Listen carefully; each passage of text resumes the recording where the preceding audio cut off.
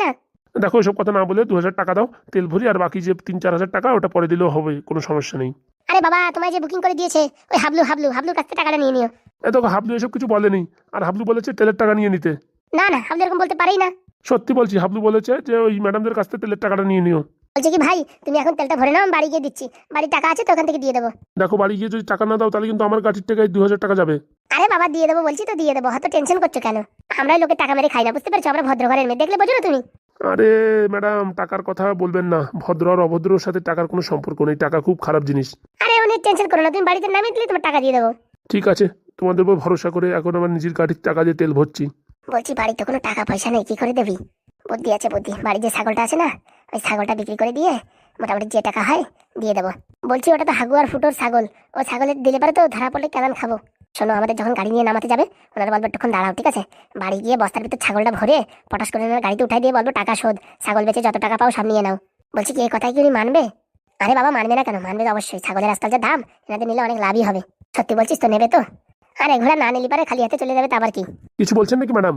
আরে বাবা না না, আমরা আর কি এমনি কথা বলছি, সিরিয়ালের কথা বলছি, সিরিয়াল। কি সিরিয়াল ম্যাডাম? ওই পাদু সিরিয়ালের কথা বলছি, পাদু। ও, পাদু সিরিয়াল। আমিও দেখি, আমার খুব ভালো লাগে। আমাদের খুব ভালো লাগে। ওই পাদু সিরিয়ালে দুটো শয়তানি আছে না, ওই শয়তানি দুটোকে আমার খুব ভালো লাগে, তেমন যেন আপনাদের মতন দেখতে লাগে। দেখো আর কি মেরো না, তুমি ভালোভাবে গাড়ি চালাও। ঠিক আছে ম্যাডাম, ঠিক আছে। বলছি এর উপর বিশ্বাস করে 2000 টাকা তেল ভরবো, নয়তো আমার লস হয়ে যাবে। না ভরে উপায় নেই, বাড়ি তো যেতেই হবে, আর কি করা যাবে। যদি এরা টাকা না দেয়, এদের বাড়ি পুরো ধর্না ধরবো, যতক্ষণ টাকা না দেবে ততক্ষণ যাবো না। আমারও চেনে না, আমার নাম হচ্ছে কলু মাঝি। হ্যাঁ, টাকা না নিয়ে আমি যাবো না রে, অত ফাজলামি খাই না। বৌতি বলিছে বাড়ি যাওয়ার সময় একটা বেনারসি শাড়ি নিয়ে যাতি, আজকে যদি না নিয়ে যাই আমার ভালো করে কচু দেবে, বেলন দিয়ে বড় হবে আজকে আমারে। বলছি কি বোন, এই যে যে টাকা পয়সার ব্যাপারে যে মীমাংসা হবে বা আমাদের বাড়ি যে উকিল আসবে, তখন কি করব? আরে ওইসব নিয়ে চিন্তা করো না দিদি, কালকে সকালে উকিলের কাছে গিয়ে সব পরামর্শ নিয়ে সব এভিডেন্স মানে সব মানে প্রমাণপত্র জোগাড় করতে হবে, বুঝতে পারিছো? বলছি আমাদের যখন বিয়ে হয়েছে হাগুর সাথে কোনো ফটো ফটো নাই তো? আরে সব করা যায় আজকাল, অ্যানিমেশনে সব কিছু করা যায়, ফটোশপে দিয়ে কড়াই টড়াই মোটামুটি প্রমাণ একটা বানায় ফেলাতে হবে। ঠিক বলেছিস, ঠিক বলেছিস, মানে আজকেই মোটামুটি যদি সময় থাকে আজকেই যাবো বিকেলে একবার উকিলের বাড়ি। আরে না না, কালকে গেলে হবে, কালকে শনিবার তো উকিল বাড়ি থাকবে না, কালকে গেলে হবে না। ঠিক আছে, কালকে সকাল সকাল বেরোয় পড়তে হবে। দিদি বলছি কি, এই সামনে একটু গাড়ি থামাবো, হ্যাঁ, এখান থেকে একটু পেট্রোল ভরবো, ঠিক আছে? হ্যাঁ হ্যাঁ, কোনো চাপ নেই, ভরো। চাটা খাবেন নাকি আপনারা? না, চা খেয়ে কি করবো? না না, বলছি আমি খাওয়াচ্ছি। হ্যাঁ, ফ্রিতে যখন খাওয়াবা তখন খাও। ঠিক আছে ঠিক আছে। এই তুমি না বলছি রোজ দিন খালি হাতে আসো, তোমার লজ্জা করে না? কিসের লজ্জা গো? আমার সোনা পাখির সাথে দেখা করতে আসবো তো কিসের লজ্জা? তা আসার সময় একটু চকলেট ডেয়ারি মিল্ক এসব আনতে হয়, বোঝো না তুমি? আরে বাবা, যেই আনবো বুঝছো সেই দেখি দোকান বন্ধ। এই দোকানদারে বললাম একটু দোকানের শাটারটা খুলে একটু দাও, তা বললো এখন আর দিতে পারবো না, এখন খাওয়ার সময় হয়ে গেছে। সেটা নয় আজকে, রোজ দিন যে আসো যে খালি হাতে আসো। আরে কোনোদিন পার্স ভুলে যাই, কোনোদিন মোবাইল আনি না, কোনোদিন দোকান বন্ধ, কোনোদিন বৃষ্টি হয়, কোনোদিন কারেন্ট থাকে না, বুঝছে, নানান অসুবিধা। তুমি না ভাইটি একটা হচ্ছে ঠকবাজ। দেখো জানো, তুমি এসব উল্টোপাল্টা যা বলো বলো, কিন্তু ঠকবাজ বলবা না, তাই না? তাই কি? তুমি তো ঠকবাজ, তুমি যে বললে আমার আইফোন 15 ম্যাক্স প্রো কিনে দেবা, তা কি হলো? আমি তো কিনে দেওয়ার জন্য অনেক কষ্ট করেছি, কিন্তু বুড়োটা কিনে না দিলে আমি কি করবো বলো? তুমি পারো না গো, তুমি পারো না, আদায় করতে পারো না। তুমি দুদিন না খেয়ে থাকবা, দেখবা অটোমেটিক তোমার জন্য মোবাইল কিনে এনে দেবে। আমি না খেয়ে থাকতে পারি না গো। আরে তোমার না খেয়ে থাকতে বলছে কি? বুড়োটার সামনে অভিনয় করবা। আমি যেই বুড়ো স্কুল চলে যাবে আমি জানলা দিয়ে পট করে চলে মারবো, বুঝতে পারিছো? তোমার বিরিয়ানি পার্সেল। সত্যি বলছো? 2 দিন উপোস থাকলে দেবে কিনে? দেবে না মানে? আমি আমার বন্ধুদের সামনে কত বড় বড় কথা বলেছি, আমার জানো আমার আইফোন 15 ম্যাক্স প্রো গিফট করবে, আর এখন তাদের সামনে আমি মুখ দেখাতে পারি না গো, মুখ দেখাতে পারি না। ঠিক আছে, আজকে বুড়োটা আসুক, দেখি আমি চেষ্টা করছি। বলছি আজকে আবার বুড়োটা চলে আসবে না তো? আরে না না, বুড়ো আজকে অনেক দূরে গেছে ব্যাংকের কাজে। কখন গেছে? এই সকাল 6টার দিকে গেছে, আস্তে আস্তে হয়তো সন্ধ্যা হয়ে যাবে। তাহলে তো আজকে সারাদিন তোমার সাথে গল্প করা যাবে। হ্যাঁ, তার জন্যই তো তোমায় ডাকলাম। আর বলো না, 2 দিন তো প্রায় ধরা পড়েই যাচ্ছিলাম। আমার না রোজ দিন লাফাতে লাফাতে ভয় করে, সেদিন প্রায় যেন পায়ের ভিতরে পেরেক ফুটে যাচ্ছিল। আরে এইসব প্রেম ভালোবাসা প্রীত করতে গেলে এসব একটু রিস্ক নিতে হয়, বুঝতে পেরেছো নাকি? বলছি কি, তোমার কাছে 5,000 টাকা হবে গো? দেখেছো তুমি শুধু মানে শুধু ফোন দি, মানে কোনো সময় আইফোন কোনো সময় টাকা, এছাড়া কি তোমার কোনো মতলব নেই? আরে বলছি কি, সেদিন তাস খেলে না 5,000 টাকা হেরে গেছি, এখন দরকার, না হলে আমার বাড়ি গিয়ে ওরা হুদুম বুদুম চেঁচামেচি করবে। মানে আর কি বলবো, এখন বুড়োর পকেট মারতে হবে, আর কি করবো? দেখো না গো, দেখো না, তুমি আমার সোনা পোনা পাখি একটা মাত্র জানো, তুমি যদি আমার জন্য একটু কষ্ট না করো তাহলে কে করবে? টাকা চুরি করতে যাই কোনদিন ধরা পড়ি, তারপর দেখো কে করবে। আরে বুড়োটা যেখানে ক্যাশ রাখে না, 2-4টে করে ঝেড়ে দেওয়া, রোজ দিন টের পাবে না। ও তুমি কি ভেবেছো ও বুড়ো শ্যানা বুড়ো, কিপটে শালা, এত বছর জমাই জমাই এত সম্পত্তি বানাইছে, তুমি কি ভাবো ও সব টাকা গোনা থাকে? আরে 500 টাকার অত নজরের ভিতরে একটা দুটো ছেড়ে দিলেও টের পাবে না। তোমার জন্য আমি ধরা খাই আর মান সম্মান হারাই। তুমি কি বলো তো, তুমি কি সারা জীবন বুড়োর সাথে সংসার করবে, সেরকম তোমার মতলব নাকি? ওরে বাবা না, বুড়োর একদম বিশ্বাস আমার উপর হওয়া উচিত না, তারপরে তো সব সম্পত্তি লিখে দেবে। যদি আমার উপর অবিশ্বাসী হয় তাহলে কি সম্পত্তি লিখে দেবে বলো? না না, সেটা তো ঠিক কথা বলিস। তাহলে অত বকর বকর করে না, দেখি কত টাকা পাওয়া যায়। স্যার, আপনি যে কথা বললেন সে কথা যদি সত্যি হয়, আজকে দুটোরে বেদম কেলান কেলাবো। আর আর বলে না, আমার সন্দেহ যে আমি যেদিন বাড়ি থাকি না, ওই শেফালি ওর পুরনো বয়ফ্রেন্ডের ডাকে এই বাড়িতে, বুঝতে পেরেছো?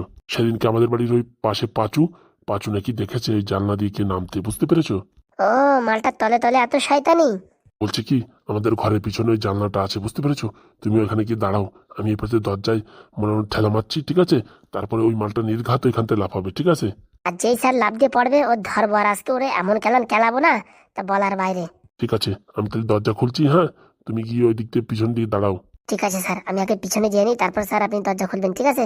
হ্যাঁ হ্যাঁ, ঠিক আছে, যাও। হারামির বাচ্চারা ভালো জায়গা বিয়ে দিছি, তা না সুখী সংসার করবে। হ্যাঁ, আমার মুখেও চুনকালি লাগাবে, আর নিজের বংশের মুখেও চুনকালি লাগাবে। শেফালি না ফেফালি, আমার বান্ধবীর মেয়ে যে এত বড় শয়তান হবে আমি কোনদিন ভাবতে পারিনি।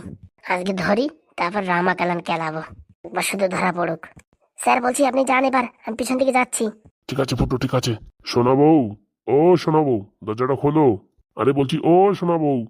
কেলো করেছে, তুমি যে বলে পুরো আজকে আসতে দেরি হবে। সোনা বউ, ও সোনা বউ। রোজ দিন না আমার জানলা দিয়ে লাফাতে ভাল লাগে না, তাহলে এখানে বসে থাকো, মার খাও তুমি বসে বসে।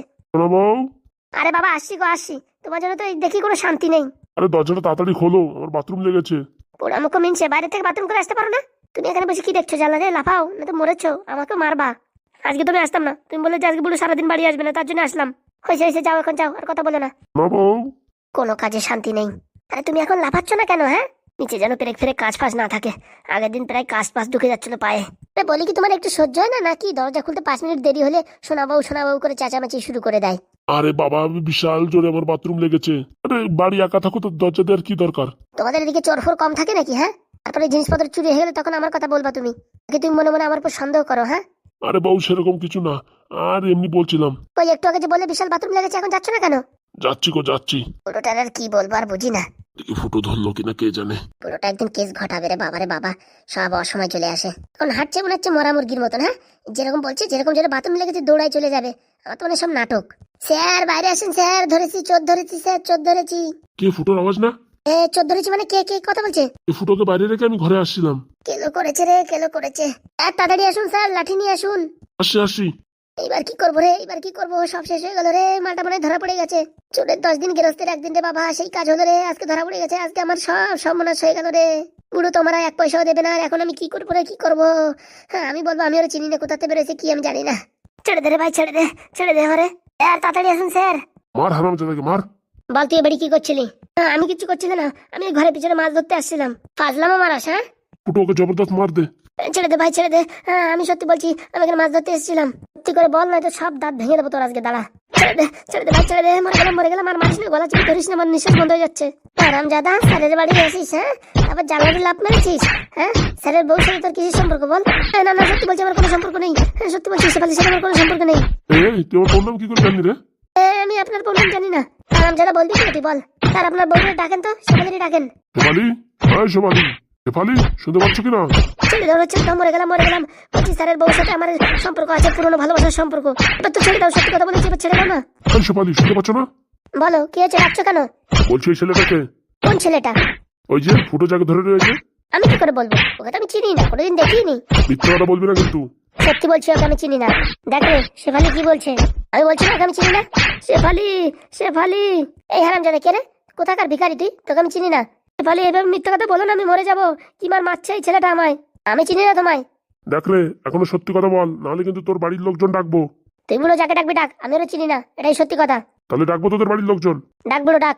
হারামজাদা, তুই আমার উপর সন্দেহ করিস? হ্যাঁ, তোর মতন বুড়োরে বিয়ে করেছিস, সেটাই তোর দেখতে হবে জীবনের ভাগ্য। হ্যাঁ, টাক মাথা বুড়ো। হ্যাঁ, আমার মতন একটা সুন্দরী মেয়ে বিয়ে করে আবার সন্দেহ করিস? ছি ছি ছি, তোর সংসার করবো না হারামজাদা বুড়ো। তোর করাও লাগবে না, তুই যে তলে তলে এত শয়তানি করিস সে আজকে আমি নিজের চোখে দেখলাম। সত্যি বলছি বুড়ো, আমি ওরা চিনি না, মিথ্যা কথা বলবি না কিন্তু, বুঝেছিস? জুতো খুলে বাড়াবো কিন্তু তোকে। দেখিস কত বড় সাহস, চোরের মার বড় গলা। কি বললি হারামজাদা, তুই ওর চোর বললি? হ্যাঁ, তো চোর বললি? তোর নিম গোষ্ঠী লাল গোষ্ঠী আজকে এক করবো, দাঁড়া। ফুটো, ওই মালটাকে ভালো করে বাঁধতো, আমি ওর বাড়ির লোকজনকে ডাকছি। তুই যাকে ডাকবি ডাক, আমি কারো ভয় পাই না হারামজাদা বুড়ো। হ্যাঁ, টাক মাথা মিনসে, মরার সময় হয়ে গেছে, এখন বিয়ে করার কি দরকার? হ্যাঁ, আমার মতন একটা মেরে বিয়ে করে এখন আমার উপর বদনাম দিচ্ছে। হ্যাঁ, হারামজাদা মিনসে। দেখ রে শেফালি, বেশি বকর বকর করবি না কিন্তু, এটাকে কিন্তু একদম জানে মেরে দেবো। তুই যাকে মারবি মাররে, ফুটোর বাচ্চা ফুটো, আমি জানি না সব। শেফালি বাঁচাও আমারে। হারামজাদা, তোকেও মারবো। তুই কে রে? আমি চিনি না, শুধু শুধু আমার নাম ধরে ডাকছিস। আমার তো মনে হচ্ছে সব ফুটোর প্ল্যান, ফুটো না এইসব প্ল্যানিং করেছে টাকা পয়সার লোভের জন্য। দেখ বউ, অনেক বাড়াবাড়ি হচ্ছে কিন্তু।